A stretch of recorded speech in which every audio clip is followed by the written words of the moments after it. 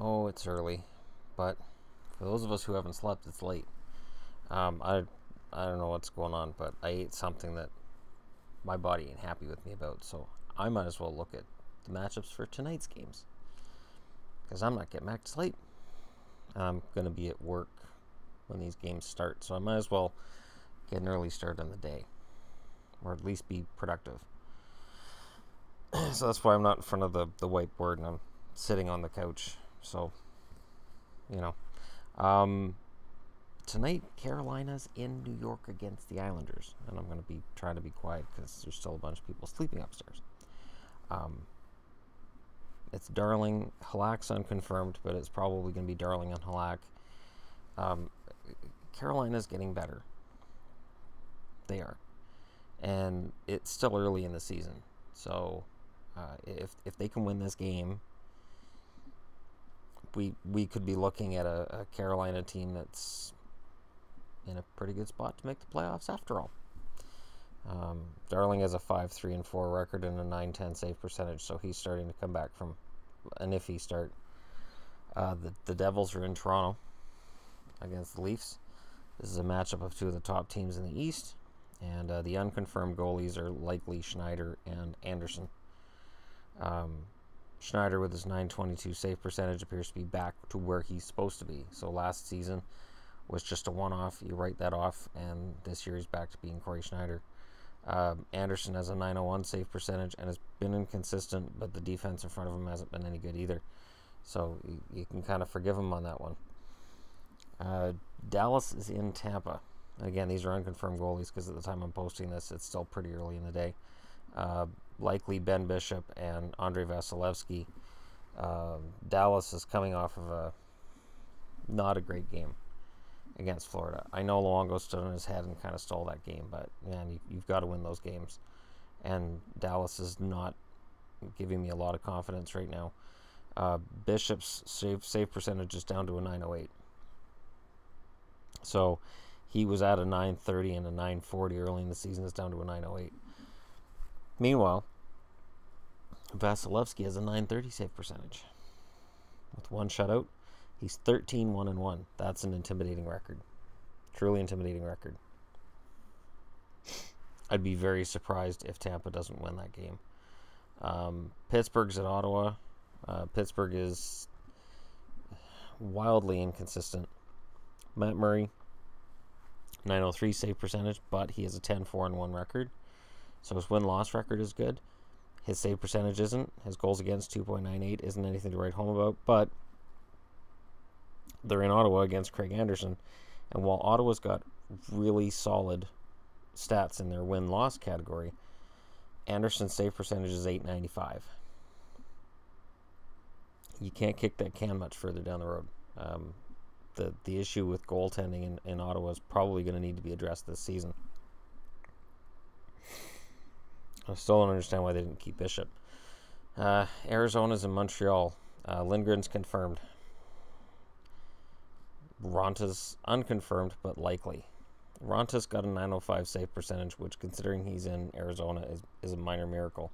But he's 1-5-2, and that's because he plays for Arizona. So I honestly have a feeling that Ronta could end up having a short stay in Arizona. I could see him being shipped out, considering all the teams with goaltending issues. I could see him being shipped out by Arizona before Christmas and just going with whatever they got left over. As for Lindgren, yeah, he's 3-1-1 with a .957 save percentage, so they will likely have a goaltending conflict for the first week after Price is healthy, and then Price will start putting up shutouts or whatever he does, and everybody will forget about it. Philly's in Winnipeg. So here's the unluckiest team in the league against the most improved team in the league. And Elliott's one of the unlucky guys. He puts up really good games when his team gets shut out. So hopefully Philly doesn't get shut out for a seventh time already in a young season. It's stunning how many times Philly gets shut out, considering their offense is still ranked, I think, 15th in the league, which means that when they score, they're good.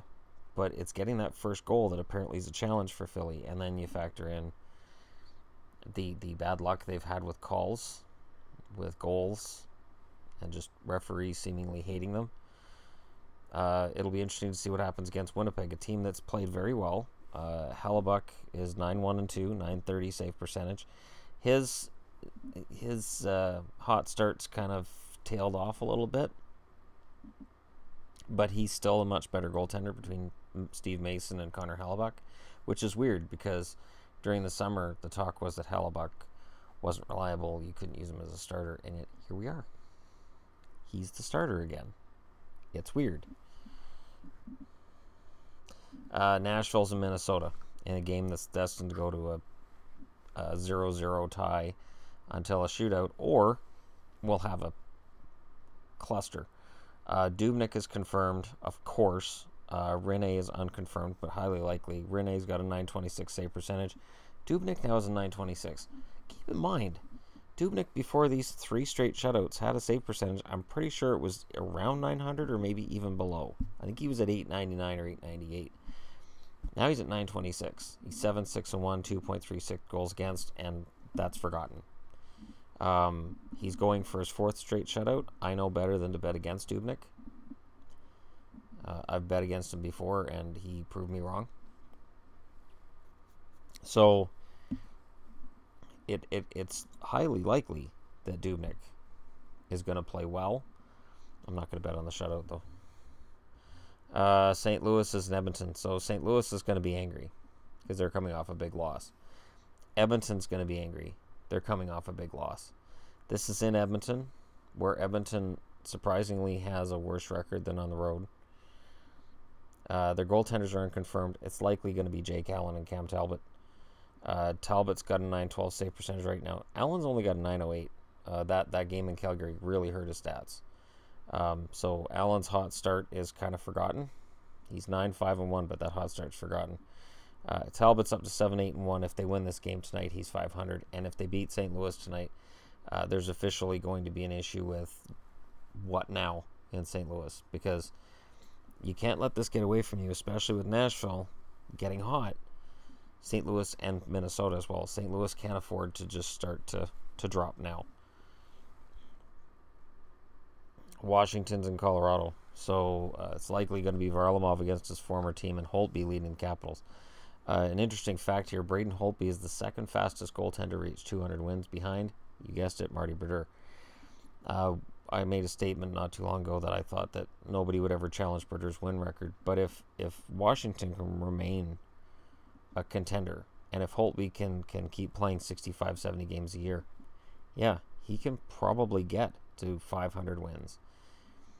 I'm not going to say 600, but if he can get to 500, maybe he can get to 600. It's an interesting idea, but he's the only guy in the league right now that I think has even a shot at it, and it's remote. So before anybody says, "Oh, you're saying he's going to beat Brodeur," no, it's a remote opportunity, but it's still there. There's a lot of factors that have to line up. He has to stay in the NHL. He has to stay a starter. He can't afford to go through a rebuild because Brodeur never really went through a rebuild in Jersey. A couple retools here and there, never really a full rebuild. And even when they weren't very good, Brodeur was playing over 70 games a year. And for Varlamov, he's a decent goaltender, wildly inconsistent, but he is a decent goaltender. If he's bound and determined because it's his former team, that could be good. The Vegas Golden Knights at Vancouver. So unconfirmed but likely are Markstrom and Legacy. Or Legacy. Legacy has an 860 save percentage and a 4.12 goals against, which is actually improved over where he was just a couple games ago. 2-5-1. If the Canucks are going to build on their win over LA, here's your opportunity. Markstrom's been good. Vegas has been in a bit of a tailspin since they lost their top 3 goaltenders, as almost any team would be. So this is their shot. Vancouver can put some distance between them and some of the teams below them. I'm thinking of Edmonton, who could win a game tonight against St. Louis. It was stated on a video that, about where the Canucks are at and what they're doing and what they should do. Keep in mind, the Canucks are supposed to be in a rebuild this season. Even Trevor Linden isn't shying away from that term. The fact that they've been good right now is a bonus. And I don't worry about where the draft pick lies or what happens, because I've learned over the last couple of years not to trust the draft lottery. So I want to see a team play their best. I want to see a team play really hard. That's what I've seen with Vancouver. And I don't care who's on the team or off the team as long as they're making that effort and it's there. So anybody who's, bound and determined to see the team go through this major upheaval in their lineup this year, it's just not going to happen. And anybody who's saying, well, they should cut the Sedins, they're not even playing the Sedins. You're not paying attention. The Sedins are fourth line now a lot of the nights. They've been getting some more playing time in the last few games because they've earned it. So, at best they're third liners, at worst they're fourth liners, and it's not a cap issue because they come off the cap at the end of this year, and it's not like if they got rid of them right now that there's somebody they could sign worth $14 million. It's not our money. It's not a big deal. It's okay.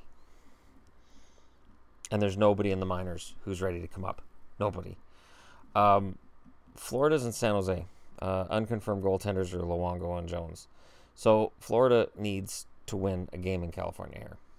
If Florida's going to turn their season around, they actually need to win 2. If they can get 2 out of 3 on this road trip, they should really start tonight, because it's not going to get easier after tonight. That's not an insult to San Jose. It's a compliment to the game that Anaheim's playing. They're playing a really patient trap-ish game, and the Kings are coming off of a few rough losses, and they're going to be angry. So Florida's best chance is winning tonight and then hoping to flip either the Anaheim game or LA, or at least get the games into overtime so they can come out of there with a point. Luongo's capable of stealing a game here and there. He made 40 saves in his last game. He can do that. Not as much as he used to, but he can still do that. So it'll be interesting. Luongo has a .919 save percentage, and it's a .925 for Martin Jones, the most underrated goalie in the league, even by me. He's been very good. He really has. And I admit, I didn't have him in my top 10 goalies, and he's kind of an honorable mention here and there. He doesn't get the respect that he deserves. He's not a flashy goaltender. Oh, Boston's in LA. So, as if I didn't feel sick already today. Unconfirmed Tuukka Rask and Jonathan Quick. I would be shocked if Boston went with Tuukka Rask after last night. He's sporting an .897 save percentage. Jonathan Quick has a .930. Get Hudobin in there.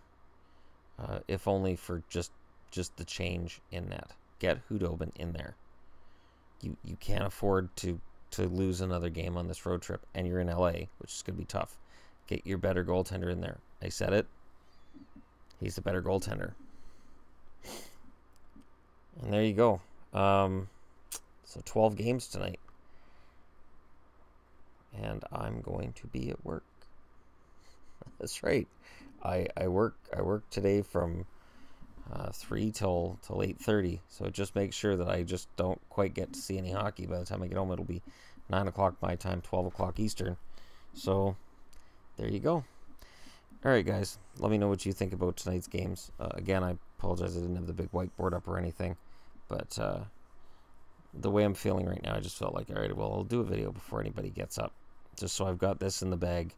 And then I can talk about some other stuff later this morning as well. I've got some other stuff I was jotting down while I was at work yesterday, so I'll get into that. But thanks for watching. Don't forget to hit like and subscribe if you're browsing your way through. And I'll talk to you again soon.